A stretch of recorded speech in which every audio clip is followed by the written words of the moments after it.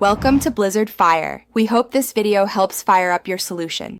You start by positioning both vehicles on level ground. Do this now. Once parked, chalk the trailer wheels and set the emergency brake so nothing shifts. Next, slide the Trailer Valet XL into the trailer tongue receiver and lock the latch. You should hear a firm click.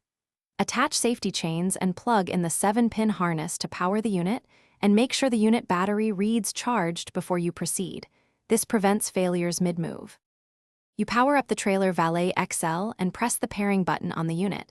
Watch the remote LED flash to confirm communication.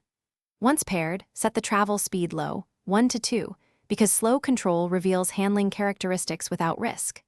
Then, with a partner watching wheel movement, perform short forward and reverse hops to confirm steering, braking, and responsiveness. If steering feels laggy, reduce speed and recheck the connection. You now perform final maneuvers to position the trailer precisely where you want it.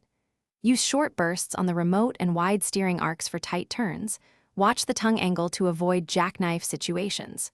Once aligned, slowly inch forward until the tongue engages the coupler. Set wheel chocks, disconnect the Trailer Valet XL power, and lock the hitch.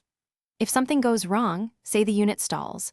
First check battery voltage, then repair the remote, and inspect wiring for loose connections as your key troubleshooting step.